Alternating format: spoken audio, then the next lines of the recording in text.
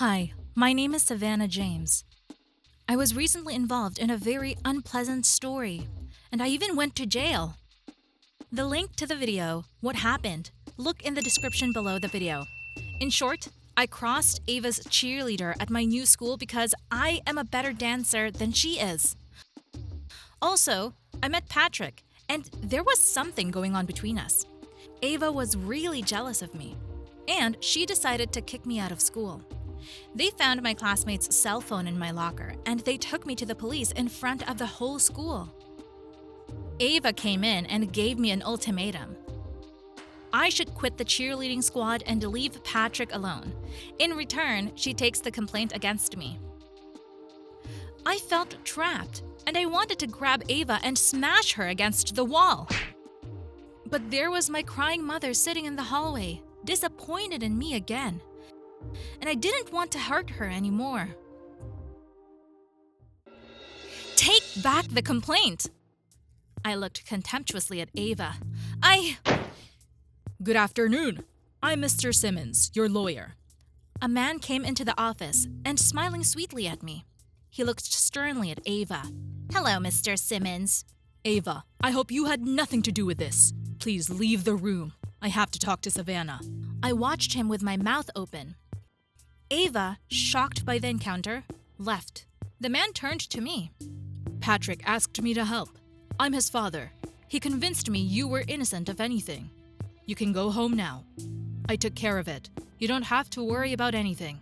I thought about it in the cab. My mother didn't ask me questions. Mr. Simmons whispered something in her ear before he left, and she nodded back. We drove home in silence, and I fell asleep madly tired. I was suspended from school for a week. I was under house arrest. My mom was gone all day at work. I haven't had time to make my friends at my new school.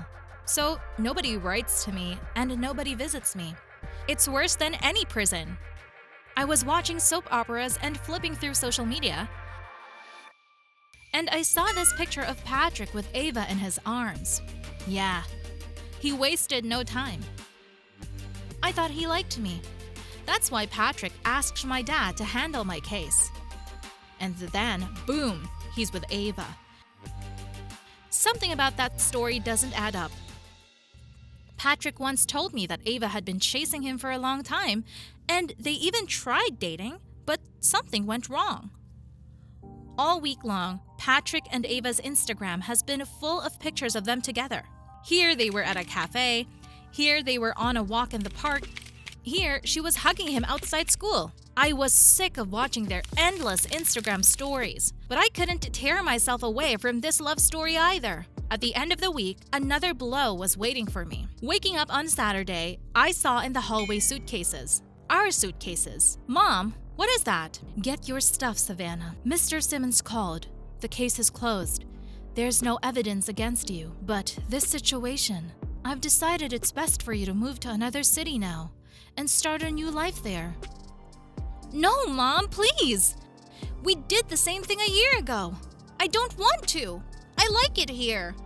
Savannah, it's out of the question. Pack your bags. We're leaving tomorrow.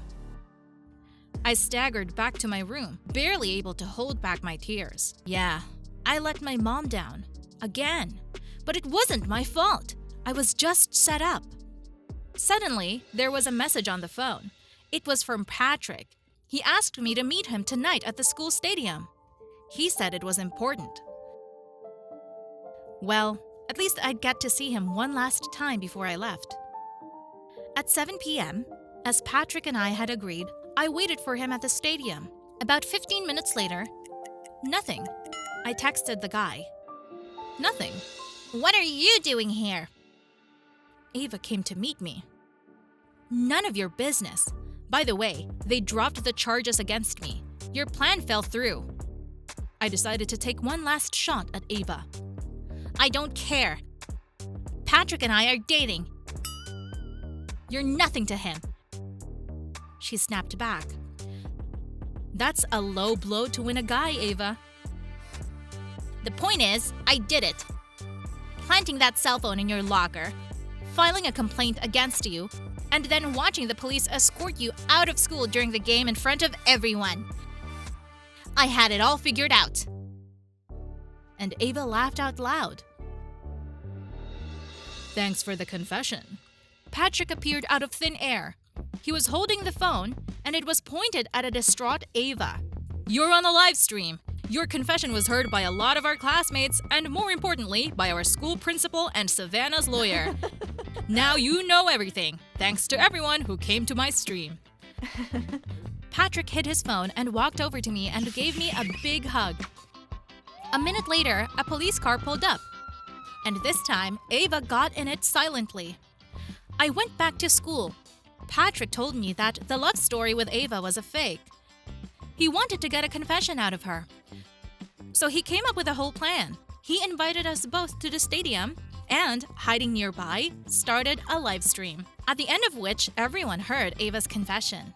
Turns out this wasn't the first time she'd set up other girls she didn't like. But that was the last straw. She was expelled. I took her place on the cheerleading team. And the other day, Patrick and I had our first date. I'm so happy. All's fine now, and hopefully for a long while. Hi everyone, I'm Lindsay, and my parents and I recently moved to another town because of my dad's new job. It's more like a small town that doesn't have a lot of people, especially girls. Because of the bad climate and a lot of factories, people don't stay here very long. Everyone tries to go somewhere sunny and warm as soon as possible. Although I, on the contrary, like it here. High mountains, wide valleys, and very thick, dense forests. You can go hiking and snowboarding in the winter. It's so beautiful here. But the real surprise for me was that there were no girls in high school. It was all guys. When I first stepped on the threshold of the school, everyone in the hallway opened their mouths wide and goggled when they saw me. The students looked at each other and couldn't believe that a girl had finally come to study with them. I felt a little bit lost. On the one hand, there would be no girlfriends, which means that I cannot discuss our secrets and thoughts. But on the other hand, in the last school I had girls from school with whom I feuded openly. So I decided that if I was the only girl here, there was nothing wrong with that. And you can make friendships with the guys. But I was wrong. Over the past few years, the students got so used to studying in their male teams that when I came to class, I was not perceived at all. You'll get in our way. We have our own boys' company. Girls don't belong here. You'd better do homeschooling or get out of town. This harsh climate is not for gentle creatures like you. Ha ha ha. These words really made me angry. Yes, I love dresses and the color pink. But that doesn't mean I'm afraid of bad weather or some boys who think they can tell me what to do. This is my school too, and if you don't like me, get the hell out of here. They got terribly angry. It seemed like they were going to throw my bag out the window. But the teacher came into the classroom and started the lesson. For the next 2 weeks, no one spoke to me at all. The boys acted as if I didn't exist. Even if I wanted to ask something and I turned to one of them, they turned away and pretended like nothing was going on. That really pissed me off. And what was also annoying was the attitude of the teachers. They added even more fuel to the fire with their care and attention. Every time I was in class, the teachers would ask me if I was not cold. How did I get to school? Did I see a hole on the road? And they warned me that it was slippery outside. They said that I was a girl and I needed to be taken care of. But from such attention, my peers avoided me even more. After a month of this attitude, and I really thought that it would be a good idea to go back to the old school. There, I would even be happy to see my old bullies. One weekend, I went skiing with my father. On the mountain, I noticed a colored dot in the distance, as if someone had pitched a tent there. And in the evening in town, they started saying that 4 guys from our class had gone camping, but never came back. Everyone rushed to look for them, but it was already dark and no one knew where to go. I told them I had seen a tent in the distance and could give them the coordinates. But no one believed me. Everyone thought I was a silly girl with a wild imagination. Nothing more. So I decided to help the boys myself and went into the woods, taking everything I needed for first aid. And I was not mistaken. When I arrived at the place, I saw the tent of my classmates. As it turned out, they were wandering through the woods and had fallen into a snowdrift. Freezing solid, they barely made it out, losing everything they had: maps, compasses, gear, even their phones. Miraculously, they managed to pull out a backpack with a tent. Now they were sitting in it and drying their belongings. I sent our coordinates to the rescuers, who arrived 10 minutes later and took me and my peers home. The next day at school, my peers gave me a standing ovation. 2 of them immediately asked me out. Everything changed. I became a real hero, and everyone wants to be friends with me. But is this friendship sincere?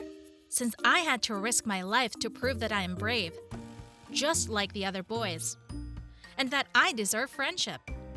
And in the evening, my dad said that my mother and I could go back to where we used to live, and I could go back to my old school. And now, I don't know what to do. There were girlfriends, pajama parties, shopping with the girls on weekends. And here, it's all fun for the boys. What should I do? What would you do?